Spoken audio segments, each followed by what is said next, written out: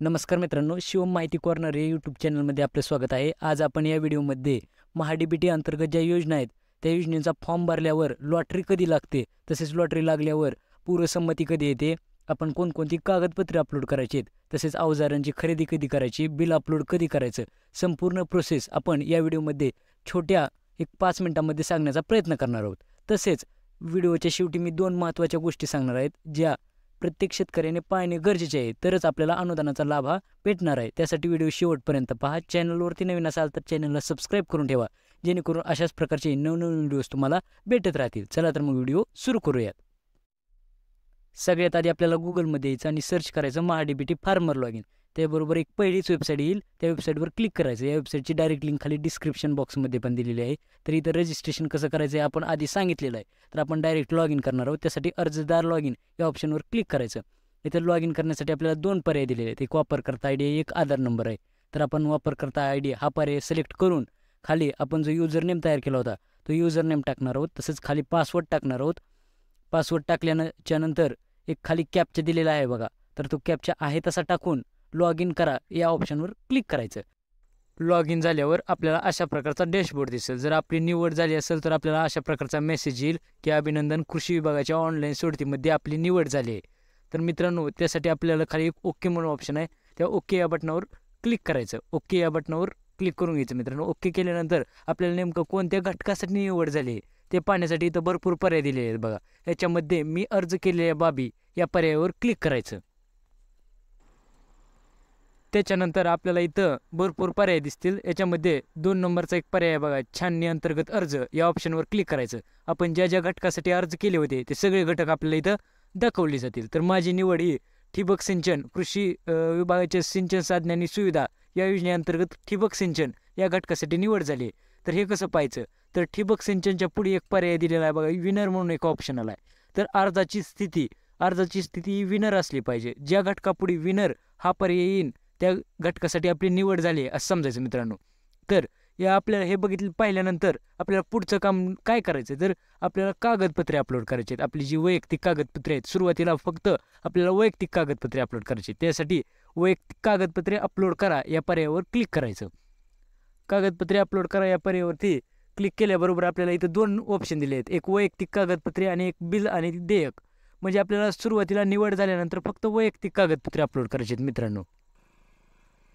त्याच्यासाठी वैयक्तिक कागदपत्रे या पर्यायावर क्लिक करायचं. या पर्यायावरती क्लिक केल्याबरोबर आपल्याला आपली जी निवड झाली आहे ती बाब दाखवली जाईल. याच्यामध्ये सिंचन साधने व सुविधा, तसेच पुढे ठिबक सिंचन हा पर्याय आला आहे, म्हणजे आपली याच्यासाठी निवड झाली. त्याच्या पुढे एक पर्याय बघा, कागदपत्रे अपलोड करा, त्या पर्यायावरती क्लिक करायचं. इथं आपल्याला सुरुवातीला ठिबक सिंचनच्या बाबतीत फक्त 2च कागदपत्रे अपलोड करायची, एक 7/12 एक 8.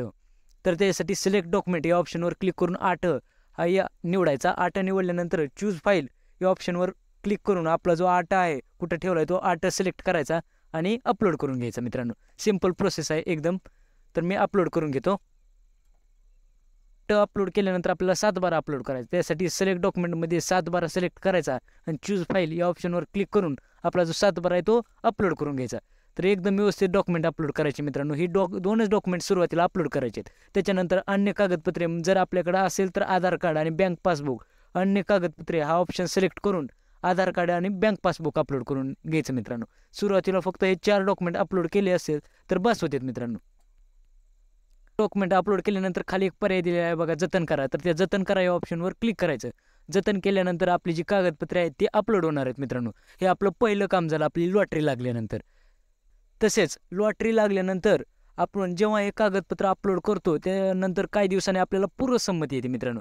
तर पूर्वसंमती आल्याच्या नंतरच आपल्याला जे आपलं अवजारे आहे किंवा आपल्याला जी बाब भेटली आहे, मग ठिबक सिंचन असेल किंवा तुषार सिंचन असेल, जे काय असेल, मोटर असेल, तर ती गोष्टीची खरेदी करायची आहे मित्रांनो.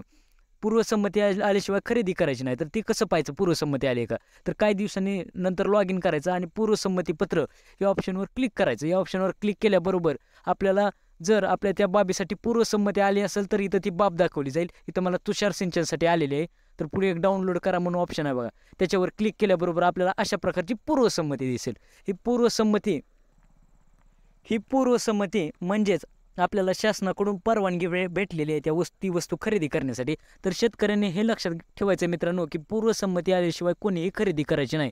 कारण असं होऊ शकतं की तुम्ही आधीच खरेदी करचाल आणि त्याच्यानंतर ती आपला अर्ज आहे तो काय कारणास्तव रिजेक्ट होऊ शकतो. त्याच्यामुळे आपण अनुदानापासून जे आहे ते वंचित राहू. पूर्वसंमती आल्याच्या नंतर मित्रांनो आपल्याला जे बिल असतं GST बिल ते अपलोड करायचं असतं मित्रांनो. त्यासाठी बिल किंवा देयक हा पर्याय दिलेला आहे बघा, कागदपत्रे अपलोड करामध्ये.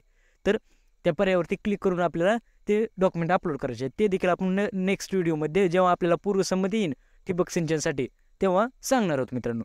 तर भरपूर शेतकरी या माहितीपासून दूर राहिल्यामुळे अनुदानाचा लाभ घेऊ शकत नाहीत मित्रांनो.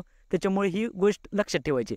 त्याच्यानंतर दुसरी मी शेवटी एक महत्त्वाची गोष्ट सांगणार म्हटलं होतं, ती म्हणजे आपल्या प्रोफाईलमध्ये जाऊन आपल्या आधार कार्डचं जे प्रमाणीकरण आहे ते करून घ्यायचं. म्हणजे आपल्या आधार कार्डवरती OTP येईल, तो OTP तिथं टाकून सबमिट करायचा.